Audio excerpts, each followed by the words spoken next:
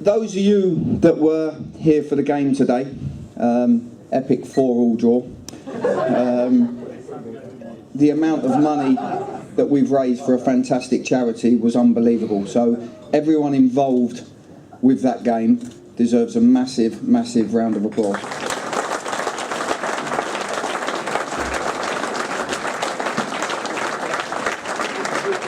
Several of the players and I went over Christmas to the Shooting Stars in Hampton. We saw what it was all about.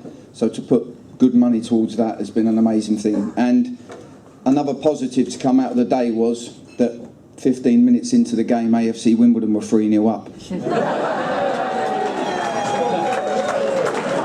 Now I know that hasn't happened very often at home this season. The problem for me was I was managing the other team.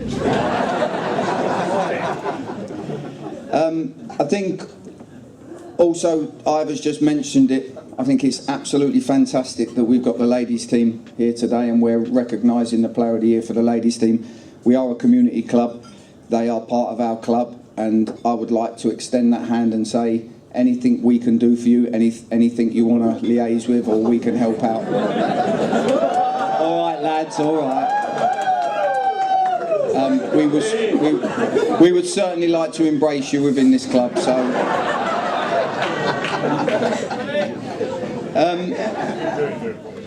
just a little bit on the Player of the Year.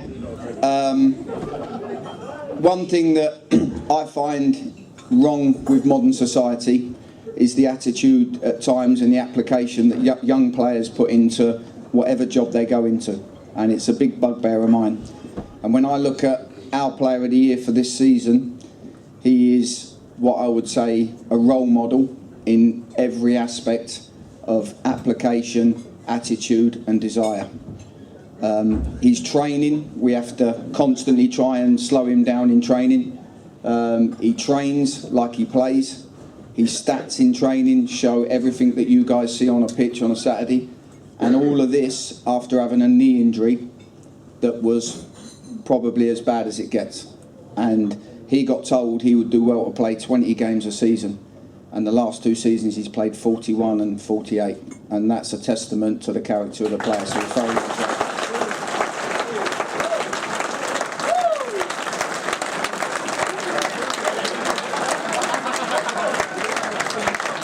So now I come on to the bit that is a little bit more difficult to talk about, and that's this season and a review of our season. First and foremost, a big positive. You look at a big club like Bristol Rovers and what happened to them yesterday. We're still a league club, so a massive positive on that. If I could use words that I know a lot of fans would probably use, but believe you me, these are the words that the players and the management staff would use. It would be inconsistent, underachieving, and for me, probably frustrating. And that's how we felt about the season, and yet, you know, we're still a League Two club. So there's positives there. Problems, we know how we started games. We haven't gone ahead enough. When we have gone ahead, we've never lost a game this season when we've gone ahead, but we haven't done it often enough. And from that, as much as it's a negative, there's a massive positive. The easiest thing to do in a game of football is want the ball, play with arrogance when you're winning 1-0 and 2-0. When you're 1-0 and 2-0 down, you're facing adversity, people get restless, and we've got an unbelievable record in that situation at showing character, drive and coming from behind, and we've done it so often this season, so I think we deserve a little bit of credit for that.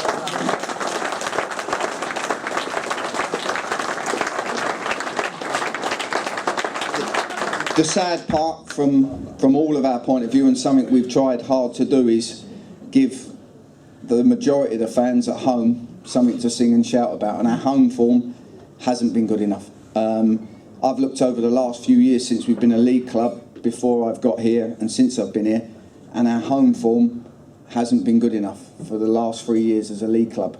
And I think as a club, you know, we're going to be hopefully moving on to somewhere that we would love to be, And as a club, I think we need to try and make this place a fortress, and that's the players on the pitch and the fans. Try and make it an intimidating place for people to come. And I think we need to, as a club, try and do that next season, because 3 years on the trot of not great home form needs to be rectified if we're going to have a good season.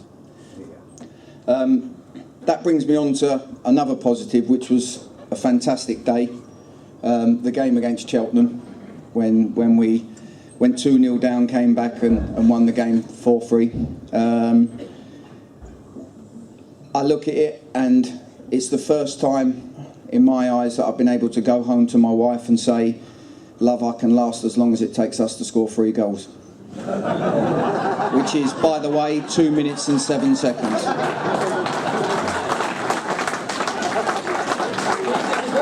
The problem was, if I'd have done it a week before, it would have been 5 weeks.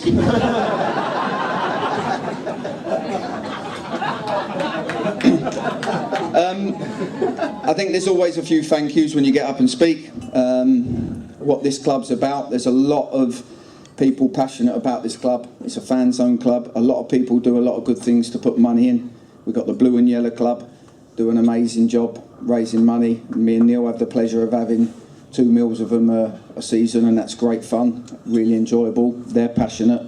Mike Richardson, there's a big thank you to Mike. He's constantly supporting the club. And the board in general. We've gone through some real sticky spells this season, and for a manager that's tough, but the board have been nothing but unbelievably supportive when I hit them times, and that means a lot. Also, we have what this club's about, the volunteers, constantly working, do an unbelievable job. I don't see it at many other clubs. And we have the We Are Wimbledon Fund, who I had the pleasure of speaking in front of them a couple of weeks ago.